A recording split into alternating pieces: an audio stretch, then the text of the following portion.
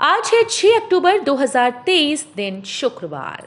Welcome back to Clean News UP. चलिए देखते हैं उत्तर प्रदेश की 25 फटाफट बड़ी खबरों को। इससे पहले आप न्यूज को कहां से देख रहे हैं हमें कमेंट में बताना बिल्कुल ना भूलें। साथ ही हमारे फेसबुक पेज को भी फॉलो करें। फेसबुक पेज का लिंक डिस्क्रिप्शन में दिया गया है।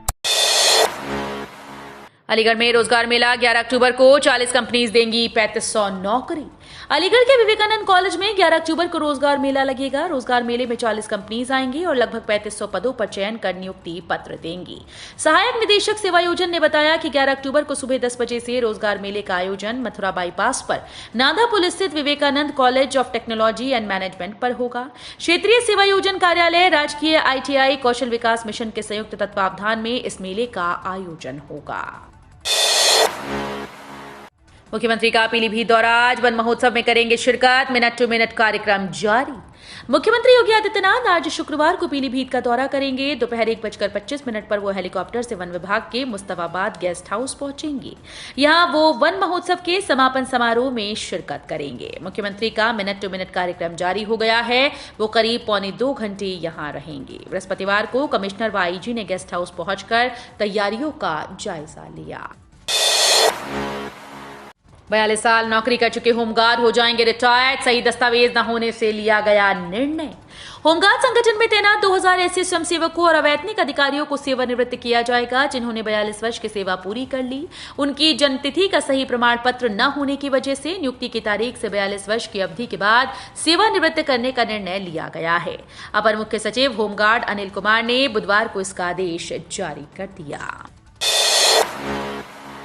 वाराणसी के लोगों के लिए खुशखबरी, इन स्थानों पर बनाए जाएंगे charging point. Commissioner Kaushal Raj Sharma ने भारतीय अंतर्देशीय जलमार्ग प्राधिकरण की बैठक में जमीन अधिग्रहण, निर्मित जेटी के हस्तांतरण, नमो घाट व रविदास घाट पर इलेक्ट्रिक चार्जिंग स्टेशन समेत विभिन्न बिंदुओं पर अधिकारियों के साथ वार्ता की। इस दौरान जलमार्ग प्राधिकरण की ओर से बताया गया कि जलयान चार्जिंग के लिए रविदास घाट व नमो घाट स्थल चिन्हित कर लिया गया है। जल निगम, विद्युत विभाग, नगर निगम और भारतीय अंतर्देशीय जलमार्ग प्राधिकरण की ओर से संयुक्त निरीक्षण किया जा चुका है। योगी के जनता दरबार में पहुंचे बंगाल के लोग, बोले हिंदुओं की रक्षा तो आप ही कर सकते हैं। उत्तर प्रदेश के CM योगी आदित्यनाथ के पास बंगाल के हिंदू समुदाय के लोग उनसे मिलने पहुंचे। योगी आदित्यनाथ को अपने ही राज्य में हो रही परेशानी बताई। बंगाली लोगों ने कहा कि वे मुस्लिम दबंगों के कब्जे से परेशान हैं। बंगाली हिंदुओं की बात सुनकर CM योगी ने कहा कि तुम्हारा मुख्यमंत्री तो कोई और है।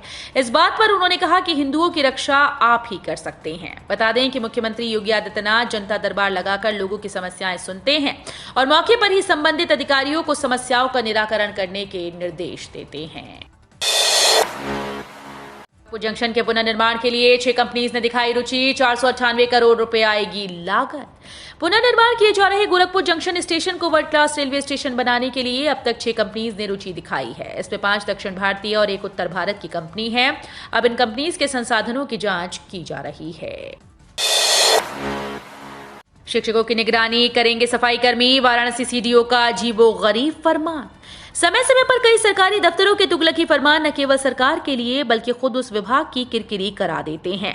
ऐसा ही एक अजीबोगरीब फरमान वाराणसी के मुख्य विकास अधिकारी ने दे डाला।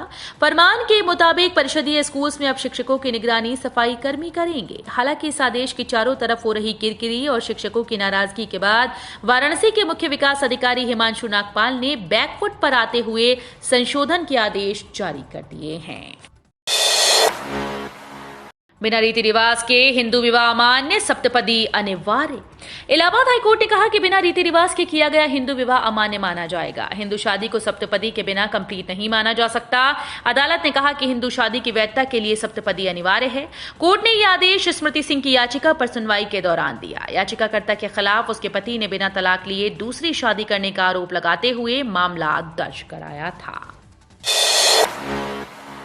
लखनऊ में 4000 बेनामी आवंटन होंगे रद्द। LDA का बड़ा एक्शन। लखनऊ में EWS मकानों के 4000 बेनामी आवंटियों के आवंटन निरस्त होंगे। इन मकानों को उनमें रहने वाले गरीबों को आवंटित किया जाएगा। जो कब्जेदार इनकी नियमित किश्त जमा कर रहे होंगे उनको प्राथमिकता पर मकान मिलेगा। EWS, LIG और छोटी दुकानों के आवंटियों को चक्रवृद्धि ब्याज से छूट मिलेगी। विराजखंड में सीनियर सिटीजन होम का निर्माण किया जाएगा। प्राधिकरण के सभी रिक्त फ्लैट की कीमतें 1 वर्ष के लिए फ्रीज की जाएंगी। मंदिर स्वरूप में बनेगा वाराणसी का मंडलीय कार्यालय भवन, मिलेंगी सुविधाएं। वाराणसी के कमिश्नरी परिसर में प्रस्तावित G+10 एकीकृत मंडलीय कार्यालय का निर्माण मंदिर स्वरूप में होगा। कॉर्पोरेट कार्यालय की तर्ज पर 10-10 मंजिल के 2 टावर में मंडल स्तर के सभी कार्यालय होंगे। इससे एक ही जगह पर सभी लोगों का काम आसानी से हो जाएगा। सरकारी कार्यालयों के साथ ही भवन में कुछ आवश्यक व्यावसायिक गतिविधियों के लिए जगह होगी। उत्कर्ष मैराथन में लगाई दौड़, जीती 1.51 लाख रुपए का पुरस्कार।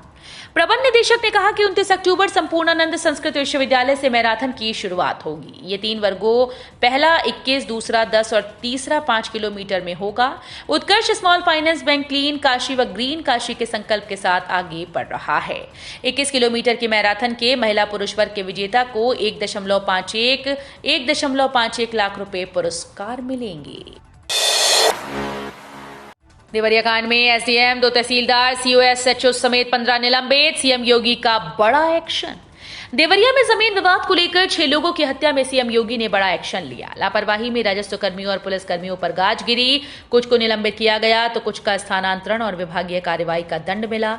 सीएम योगी ने एसडीएम, 2 तहसीलदार समेत 15 लोगों को निलंबित कर दिया। सस्पेंड किए गए लोगों में सीओ, 3 लेखपाल, थाना प्रभारी, 1 हेड कांस्टेबल, 4 कांस्टेबल और 2 हल्का प्रभारी शामिल हैं।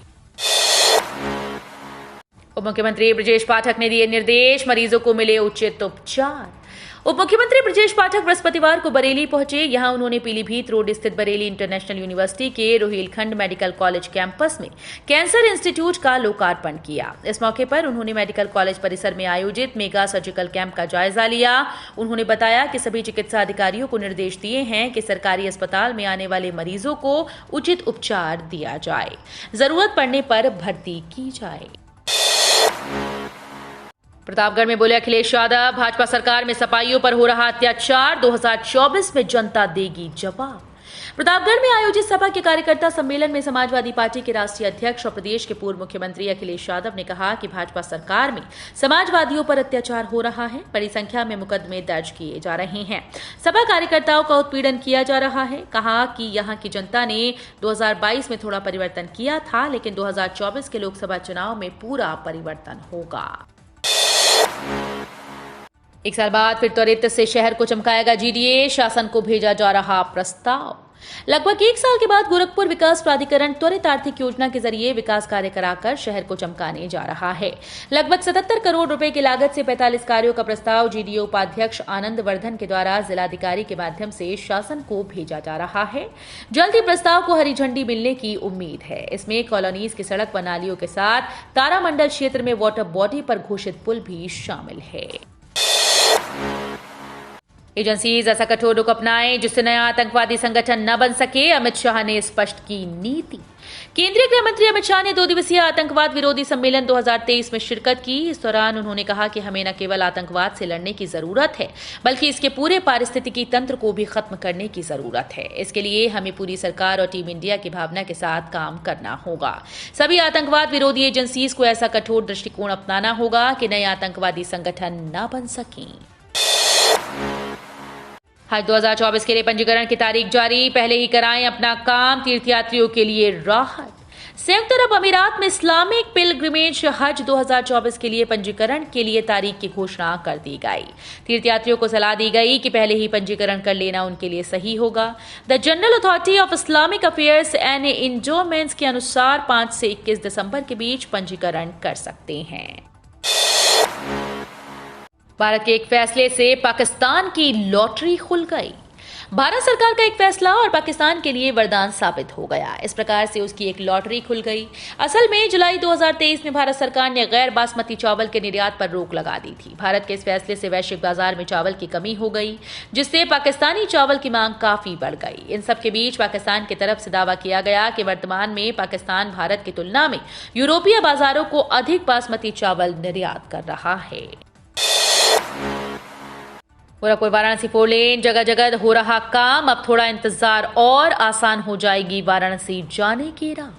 गोरखपुर वाराणसी 4 लेन पर नए साल में वाराणसी तक की राह आसान हो जाएगी। हाईवे के सरयू नदी पर एक लेन पुल का काम दिसंबर तक पूरा होने का दावा NHAI के अधिकारियों ने किया।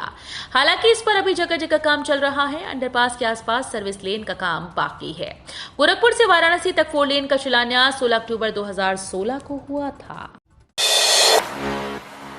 24 घंटे में मिले डेंगू के 16 मरीज, हरकत में आई स्वास्थ्य टीम्स। अलीगढ़ जिले में डेंगू का कहर थम नहीं रहा। बृहस्पतिवार को भी 16 मरीज सामने आए। पिछले 24 घंटे की रिपोर्ट सुबह पोर्टल पर अपलोड की गई। इसके बाद स्वास्थ्य टीम ने निरोधात्मक कार्रवाई की। जिले में पिछले 24 घंटे में 16 मरीजों का आंकड़ा पोर्टल पर अपडेट हुआ। उसके बाद स्वास्थ्य टीम्स हरकत में आ गईं। यूपी में अखिलेश यादव का लोकसभा चुनाव को लेकर बीजेपी पर बड़ा दावा।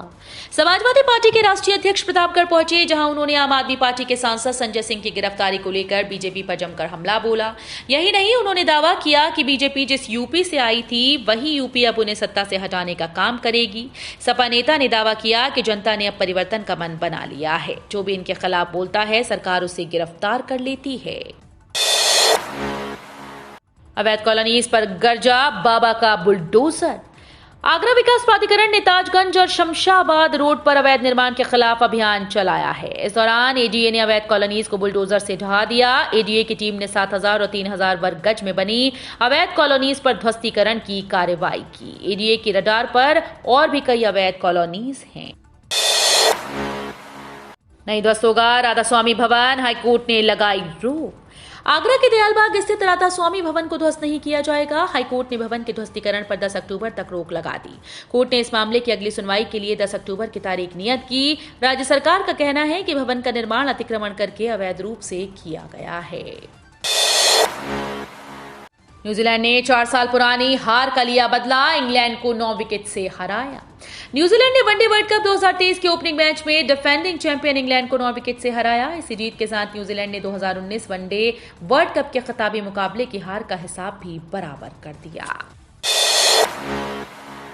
यूपी पुलिस में 62,424 पदों पर भर्ती, आया बड़ा अपडेट। यूपी पुलिस में 62,424 पदों पर भर्ती होनी है। इसके तहत सब इंस्पेक्टर के 2,469, जेल वार्डन के 2,833, कांस्टेबल के 52,699, रेडियो ऑपरेटर के 2,430, लिपिक संवर्ग के 542, कंप्यूटर ऑपरेटर के 927 और स्पोर्ट्स कोटा से 521 पद भरे जाएंगे।